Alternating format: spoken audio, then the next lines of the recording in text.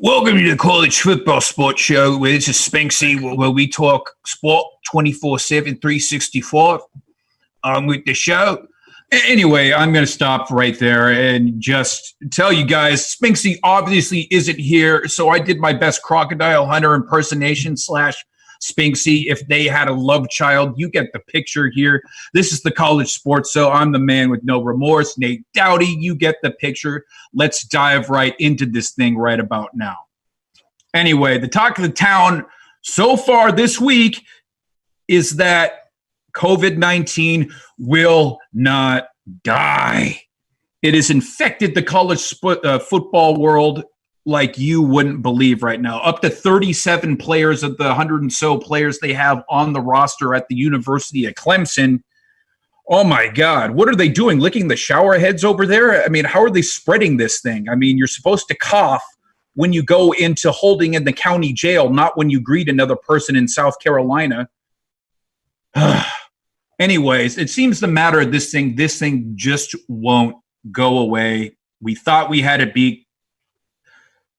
Places are opening back up, but yet here we are all over again. Speaking of football, though, you look at the NFL this offseason, they've already canceled the Hall of Fame game. I know it's just the Hall of Fame game and everything.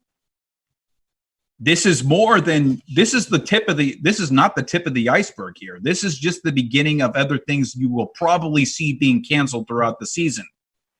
I mean, if you want to look at the definition of cancel culture, nothing has canceled more stuff than COVID-19 so far. So if you're looking for an encyclopedia or you're looking for a Wikipedia picture to put behind cancel culture, put a picture of the COVID-19 disease, pandemic, or whatever you want to call it right now. That is, and I'm just going to take the Bill Burr approach to this whole thing, be honest with you. I'm just going to go out in 2 weeks and someone is going to tell me whether it's safe or not to wear a mask or not. I mean, that's just what it's going to come down to. People aren't listening to the experts as it is anyway, so why not just listen to the random guy I'm going shopping next to? If he says it's safe, I believe him. Anyway, since Spinksy's not here, I thought we'd get into some of the articles that he was recently published, and I could go ahead and critique that and shred them apart since he's not here, and a reasonable person goes and talks about someone behind their back. So that's exactly what I'm going to do here. Anyway, without further ado, I'm just going to dive right into Spinksy's article about the SEC versus everybody.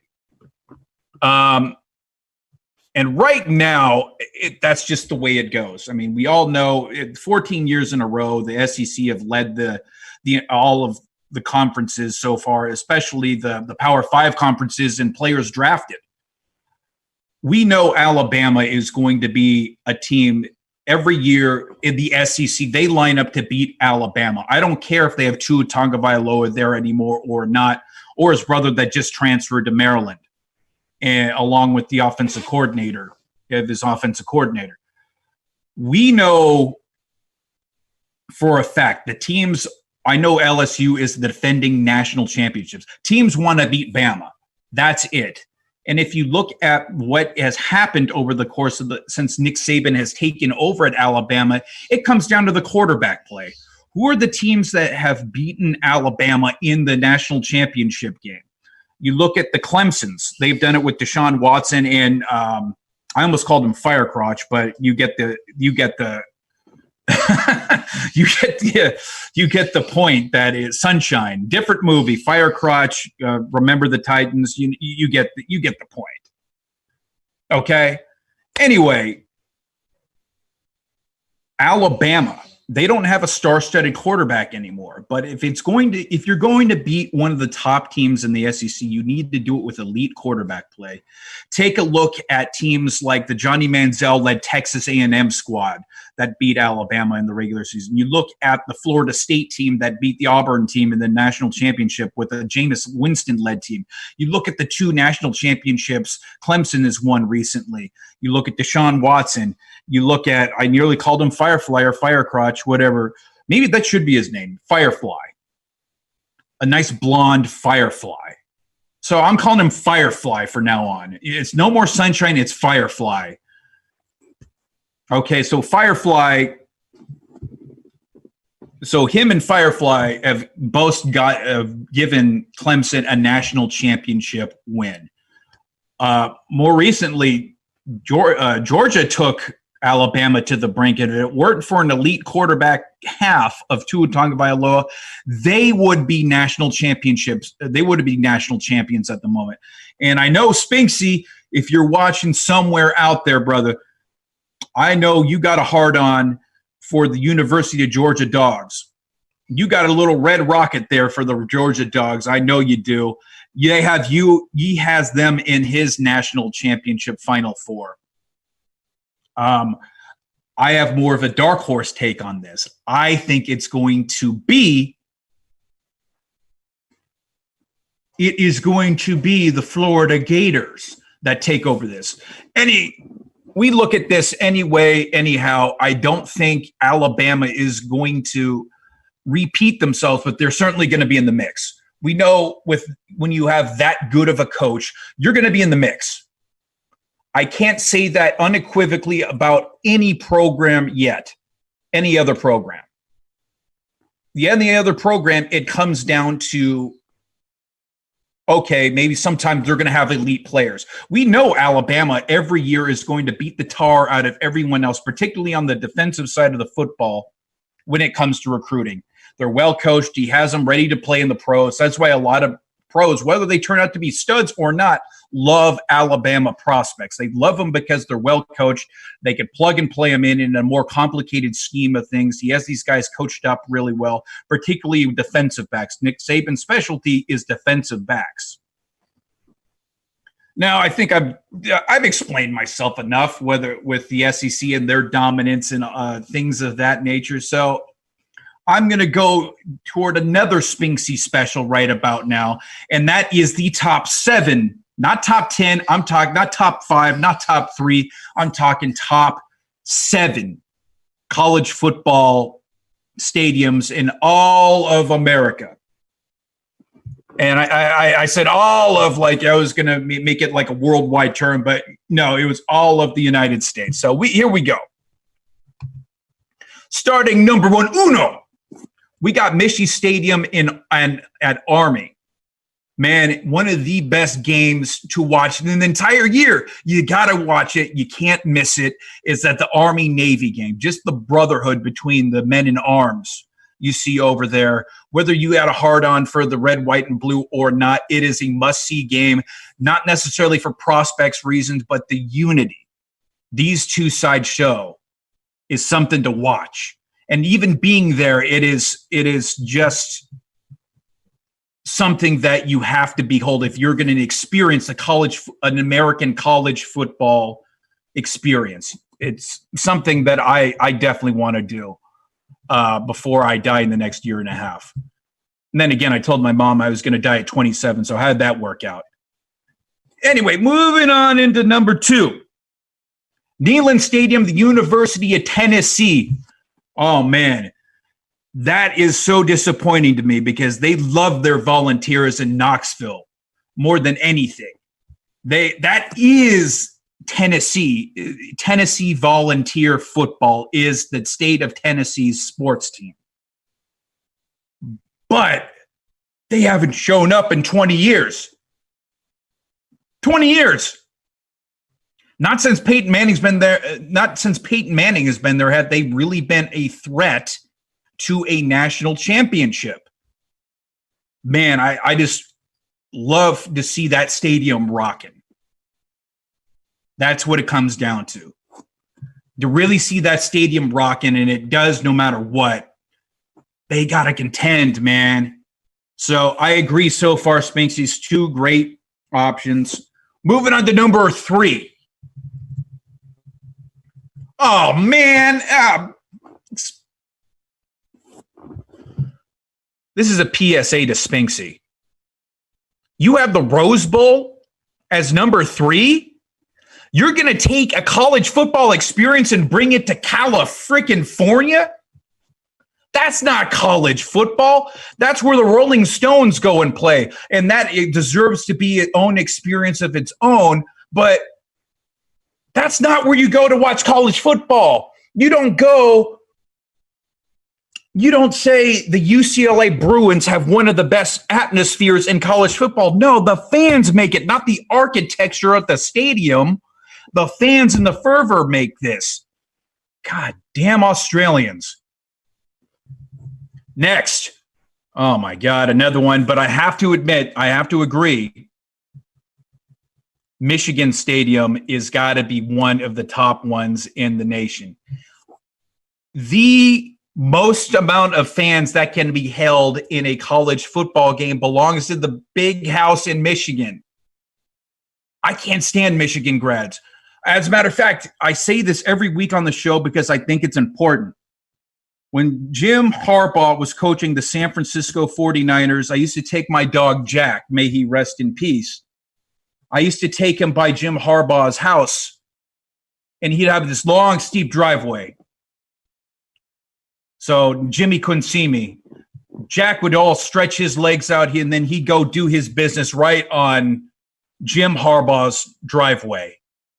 He'd do it, you know, by his own volition. I didn't force nothing. So there he went and did it. This has nothing to do with the University of Michigan, but he is coaching the University of Michigan. So I think it is a fun fact to point out right about now. He did his business not because of the University of Michigan, but because of the San Francisco 49ers. But that does not take away from the experience you enjoy at the University of Michigan, my friends. If you're in Ann Arbor, Michigan, or the state of Michigan, what are you really going to do but enjoy a college football game with 100,000 other people on Saturday mornings or afternoons? What are you going to do? No, you're going to tune into a Michigan football game. Good number on the list. Next. Of course, this homer had to go ahead and put this in there, but Tiger Stadium, a.k.a. Death Valley, the real Death Valley, is in the good old state of Louisiana. We're talking Death Valley in Louisiana, and man, this is my personal number one. That thing is loud. Oh, boy. And just the straight-up architecture of the stadium, that thing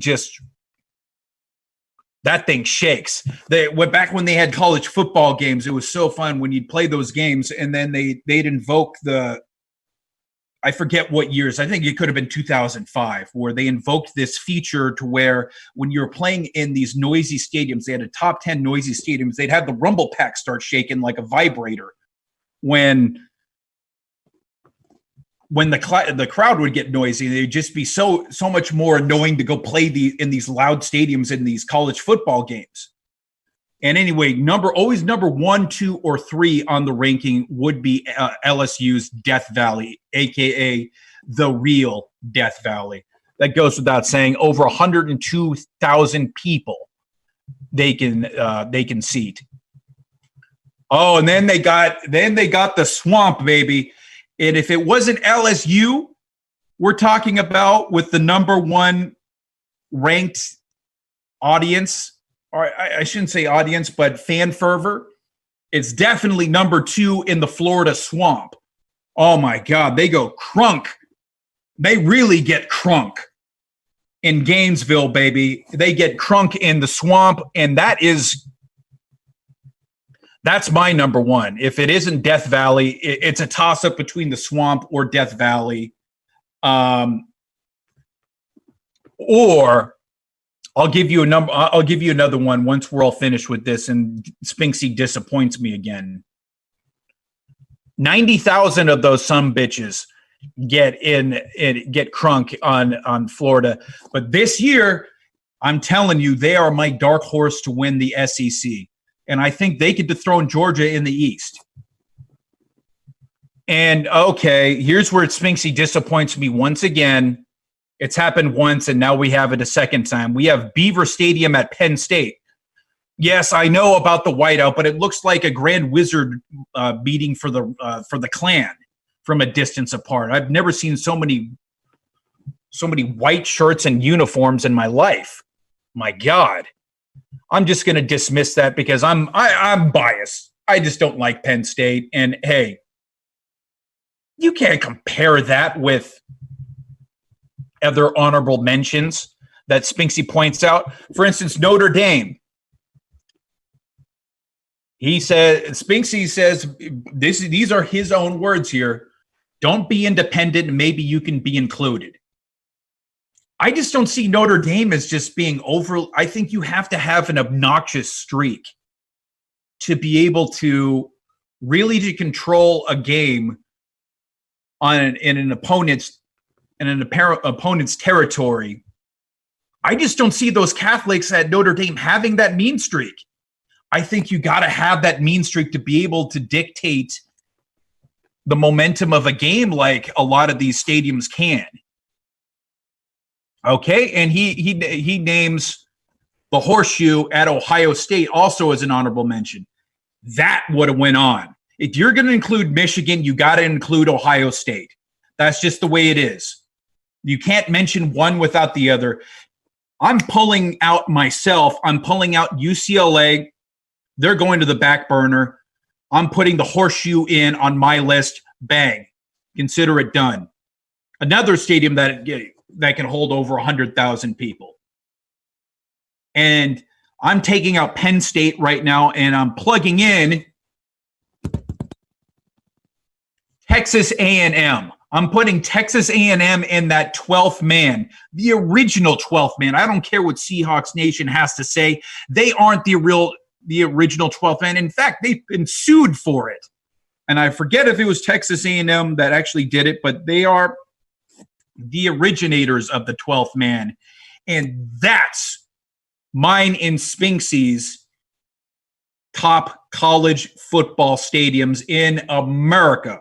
I'm not talking North America. I'm talking about America, the heartland, baby. And actually, as a matter of fact, almost all of these are in the heartland. And that brings up another point about COVID. We're seeing things in football slowly being canceled, such as the Hall of Fame game I brought up before. I don't know.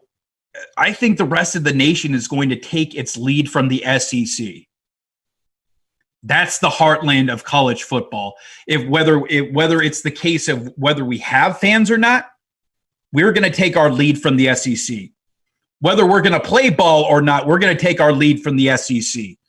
Whether who's going to be in the championship game, we're going to take the lead from the SEC. That's all said and done, folks. And I'm not going to make a prediction here just because I don't know what the hell is going on. I'm not a health expert. I mean, as much of a genius as I am, I'm not a health expert. Anyway, I think that's where we can wrap up the show right about now. Hey, tell us what you want to talk about next week. We'll have Spinksy back for sure. They'll have me on if I'm welcome. Tell us what you want to talk about next week. Hopefully there's more news to talk about other than other players being infected by the pandemic. You can check me out at No Remorse Sports. That's right. No name. No, it's not 3 words. It's just one. No Remorse Sports. Easy. Click the link. You got it down. If you want to follow Spinksy, I'm going to give old Spinksy a shout out. You can follow him at Spinksy NFL. I'm sure if you read his tweets, you have to read them in that voice. Well, yeah, mate. I see. I've got a lot constipated here, and we're going to get back. Anyway, that's the show for right now. Go follow us. Have a happy Saturday, folks.